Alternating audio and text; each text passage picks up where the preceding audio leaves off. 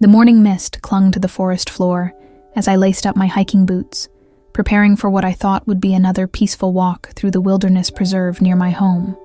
At 45, these solitary morning hikes had become my sanctuary, a time to clear my mind before the day's responsibilities took hold.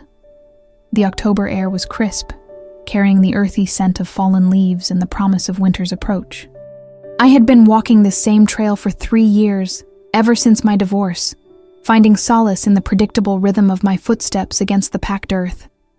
The path wound through dense pine forests and opened into small meadows where wildflowers still bloomed despite the season. Birds chirped their morning songs, and occasionally I'd spot a deer or rabbit darting through the underbrush. But this morning felt different. There was an unusual stillness in the air, as if the forest itself was holding its breath. I attributed it to the changing weather patterns we'd been experiencing lately. As I reached my usual turnaround point about 2 miles in, I noticed movement in my peripheral vision. Something large and tawny-colored had darted behind a cluster of oak trees. My heart rate quickened slightly. Living in Colorado, I was well aware of the wildlife that called these mountains home. Bears, mountain lions, and yes, bobcats were all part of the ecosystem. I stood perfectly still, listening intently for any sounds that might indicate what type of animal I had glimpsed. The forest remained eerily quiet, with only the gentle whisper of wind through the pine needles breaking the silence. I decided to continue my walk, but with heightened awareness. Every rustle of leaves, every snapping twig made me pause and scan the surrounding forest. That's when I saw her clearly for the first time. A beautiful bobcat, roughly 30 pounds, with the characteristic tufted ears and spotted coat that made these wild cats so distinctive. She was perhaps 50 feet away, partially hidden behind a fallen log, watching me intently. My breath caught in my throat. In all my years of hiking, I had never encountered a bobcat this close. They were notoriously elusive creatures, typically avoiding human contact at all costs. Yet here she was, making no attempt to flee. Her amber eyes were fixed on me with an intensity that was both mesmerizing and slightly unnerving. I slowly reached for my phone, thinking I might capture this rare moment, but the slight movement caused her to shift position. Instead of running away as I expected, she moved closer, maintaining that same unwavering stare. This behavior was completely contrary to everything I knew about bobcat behavior. They were supposed to be shy, secretive animals that would disappear at the first sign of human presence. The bobcat's coat was thick and lustrous, clearly indicating she was well-fed and healthy. Her movements were fluid and graceful, but there was something in her posture that suggested urgency. She would take a few steps toward me, then pause, as if waiting for me to follow. When I remained stationary, she would repeat the behavior, occasionally letting out a soft chirping sound that bobcats use to communicate. I found myself in a surreal standoff with this magnificent wild animal, neither of us moving away, both seemingly curious about the other's intentions. Against every piece of wilderness safety advice I had ever received, I found myself slowly backing away from the bobcat, hoping to give her space to retreat into the forest. But as I moved, she moved too, maintaining the same distance between us. When I stopped, she stopped. When I took a step backward, she took a step forward. It was as if we were engaged in some sort of elaborate dance. This continued for several minutes until I realized that backing away wasn't working. The bobcat seemed determined to maintain this strange connection. I decided to try a different approach and began walking normally along the trail, hoping she would lose interest and disappear back into the wilderness where she belonged. But she didn't disappear. Instead, she began following me, staying parallel to the trail about 20 to 30 feet away, moving through the underbrush with the silent grace that only wildcats possess. Occasionally, she would emerge into a clearing where I could see her fully, and each time, those piercing amber eyes were focused directly on me. My mind raced through possible explanations for this behavior. Was she rabid?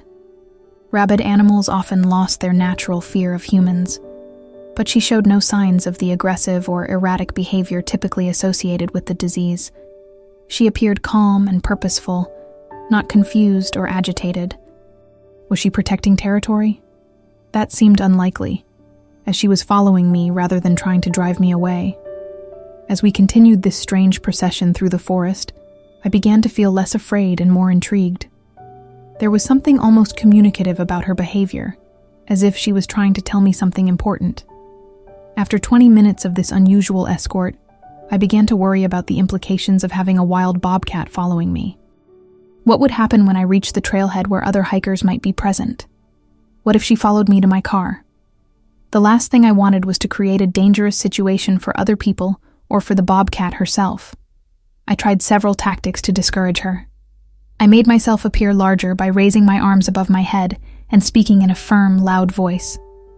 "Go home, kitty. Go back to the forest where you belong." But she simply sat down and watched me, tilting her head slightly as if considering my words. When I resumed walking, she resumed following. I attempted to take a different route, veering off onto a smaller side trail that I knew would eventually loop back to the main path. She followed without hesitation, navigating the rougher terrain with ease. Her persistence was both admirable and concerning. In all my research about wildlife behavior, I had never read about anything quite like this.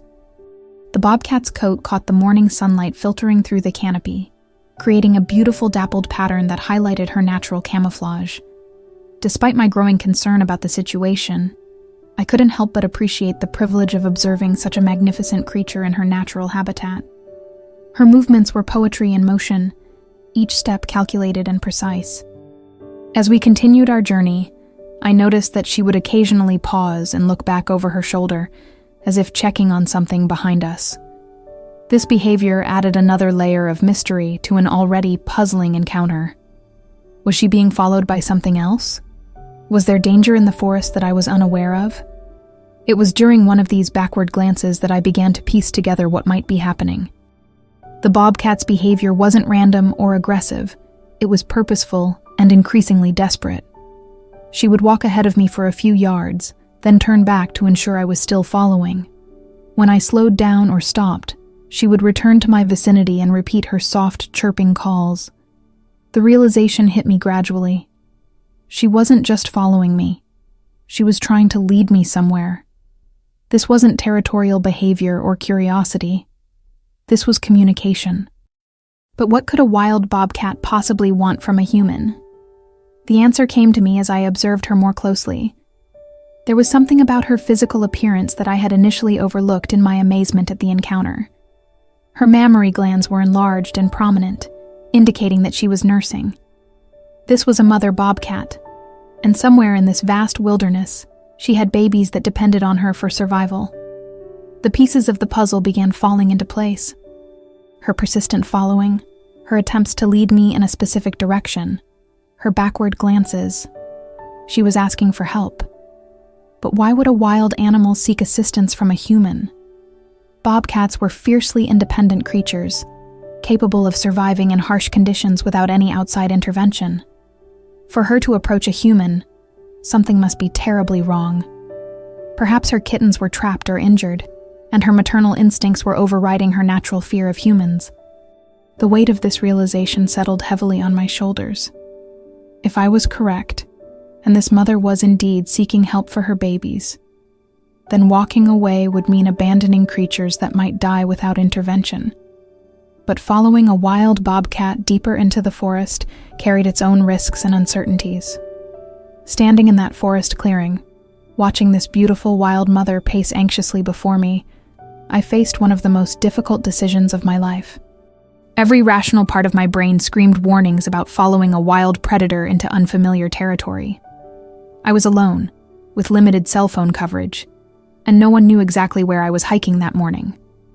But there was something in her eyes that transcended species barriers, the universal language of a mother's desperation. I had seen that same look in human mothers facing crisis, the willingness to do anything, even approach strangers, if it meant saving their children. This bobcat had overcome millions of years of evolutionary programming that told her to avoid humans at all costs. I made my choice. "Okay, Mama," I said softly. "Show me what you need." Her response was immediate and unmistakable. She turned and began walking purposefully in a direction that led away from the main trail, pausing every few steps to ensure I was following. Her relief was palpable, as if she understood that I had agreed to help. We moved deeper into the forest, through areas where the canopy was so thick that the morning sunlight barely penetrated to the forest floor. The terrain became more challenging, with fallen logs to navigate around and steep inclines that required careful footing. The Bobcat moved with the confidence of someone who knew exactly where she was going. As we walked, I found myself talking to her, my voice low and reassuring. "I'm here, Mama. We'll figure this out together." Whether she understood my words, or simply found comfort in the sound of my voice, she seemed to relax slightly, though her sense of urgency never diminished. The forest around us was alive with the sounds of morning, birds calling, squirrels chattering, and the distant sound of water flowing over rocks. After what felt like an hour of hiking through increasingly dense forest, I began to question my decision. We had traveled far from any marked trail, and I was relying entirely on my hiking experience and basic sense of direction to keep track of our location. The Bobcat showed no signs of slowing down or reaching our destination, and I started to worry about finding my way back. The terrain had become more rugged, with large granite outcroppings and steep ravines that required careful navigation. My hiking boots, while sturdy, weren't designed for this type of off-trail adventure. I had to use my hands to steady myself on several occasions, grabbing onto tree branches and rocks to maintain my balance. But the Bobcat never wavered. She moved with the confidence of an animal in her home territory, occasionally pausing to allow me to catch up when the terrain became particularly challenging. During these brief stops, she would watch me with what I could only describe as appreciation, as if she understood the effort I was making on her behalf. The forest around us had changed character as we climbed higher into the mountains. The pine trees were taller and older, some appearing to be centuries old. The underbrush was thicker, providing perfect habitat for small mammals and birds. This was prime Bobcat territory, wild and remote enough to support a family of these elusive predators. As we continued our journey, I noticed that the Bobcat's anxiety seemed to be increasing. Her pace quickened, and she began making more frequent vocalizations, soft mewing sounds that reminded me of domestic cats calling for their kittens. We were getting close to whatever destination she had in mind, and her maternal instincts were becoming more pronounced with each step. The sound reached me before I saw anything, a faint mewing that was distinctly different from the calls the mother Bobcat had been making. These were higher-pitched, more desperate sounds that could only be coming from very young animals. The mother Bobcat's behavior became increasingly agitated as we approached the source of the cries. She led me to a steep, rocky outcropping where a large boulder had apparently shifted, creating a narrow crevice in the rock face. The mewing sounds were coming from within this gap, and it became immediately clear what had happened. The mother's kittens had somehow become trapped in the space between the rocks, unable to climb out on their own. The mother Bobcat approached the crevice and called to her babies, her voice filled with distress. The responding cries from within the rocks were heartbreaking, tiny voices calling for their mother, growing weaker with what I assumed was exhaustion and possibly dehydration. I estimated they had been trapped for several hours, possibly since the previous evening. I approached the crevice carefully, not wanting to frighten the kittens further. Peering into the narrow opening, I could see movement in the shadows below. There appeared to be at least 2, possibly 3, tiny Bobcat kittens trapped approximately 6 feet down in a space that was too narrow for their mother to reach them. The mother Bobcat watched me intently as I examined the situation. Her trust in me was both humbling and terrifying. She had led a complete stranger to her most precious possessions, gambling everything on the hope that I could help where she could not. The weight of that responsibility settled heavily on my shoulders as I tried to figure out how to rescue the trapped kittens without causing them further harm. The crevice was narrow enough that I might be able to reach down into it, but I would need to be extremely careful not to frighten the babies or accidentally injure them in the rescue attempt. I assessed the situation carefully, knowing that I would likely have only one chance to get this right. The crevice was approximately 8 inches wide at its narrowest point and about 6 feet deep. The kittens were huddled together at the bottom, their tiny forms barely visible in the shadows. They appeared to be very young, probably only a few weeks old, with their eyes recently opened. I explained my plan to the mother bobcat, speaking in soft, reassuring tones. "I'm going to try to reach them, Mama. I need you to stay calm and trust me." Whether she understood my words or simply sensed my intention, she positioned herself where she could watch the proceedings without interfering. I removed my lightweight hiking jacket and lowered it into the crevice, hoping the kittens might climb onto it so I could lift them out. But they were too young and frightened to understand what I was trying to do. They huddled together, mewing pitifully, clearly exhausted from their ordeal. My next attempt involved lying flat on my stomach and carefully lowering my arm into the narrow space. The rough granite scraped against my skin as I reached down, stretching as far as I could. My fingertips barely brushed the soft fur of one kitten, but I couldn't get a secure grip. The space was simply too narrow and deep for a direct rescue. I sat back on my heels, frustrated and increasingly worried about the kitten's condition. They had been trapped for hours without food or water, and their cries were becoming noticeably weaker. The mother bobcat paced anxiously nearby, occasionally approaching the crevice to call to her babies, her distress evident in every movement. I needed a different approach, something that would allow me to reach deeper into the narrow space while maintaining enough control to safely lift the fragile kittens to freedom. Inspiration struck as I remembered the emergency supplies I always carried in my hiking pack. Among them was a length of paracord and a small LED flashlight. If I could create some sort of makeshift rescue device, I might be able to reach the kittens more effectively. I fashioned a small loop at the end of the paracord, creating a gentle noose that could be carefully placed around a kitten's body without causing harm. The LED light would help me see what I was doing in the shadows at the bottom of the crevice. It wasn't an ideal solution, but it was the best I could manage with the resources available. The mother bobcat watched my preparations with intense interest, as if she understood that I was trying to help her babies. When I positioned myself at the edge of the crevice again, she moved closer, offering what I interpreted as moral support and encouragement. Lowering the improvised rescue device into the narrow space, I used the LED light to illuminate the bottom of the crevice. 3 tiny bobcat kittens huddled together, their spotted coats damp from the morning dew that had collected in the rocky depression. They were beautiful miniature versions of their mother, with oversized ears and the characteristic facial markings of their species. The first kitten was the most accessible, positioned slightly apart from its siblings. I carefully maneuvered the paracord loop around its tiny body, just behind the front legs, and began the delicate process of lifting it toward freedom. The kitten mewed in confusion and fear, but didn't struggle excessively, perhaps too exhausted to resist. As the first baby emerged from the crevice, the mother bobcat's reaction was immediate and overwhelming. She rushed forward, gently taking her kitten from me and beginning the process of cleaning and comforting it. Her purring was audible from several feet away, a sound of pure maternal relief and joy. The successful rescue of the first kitten seemed to energize both the mother bobcat and her remaining trapped babies. The 2 kittens still in the crevice became more vocal, perhaps sensing that rescue was at hand.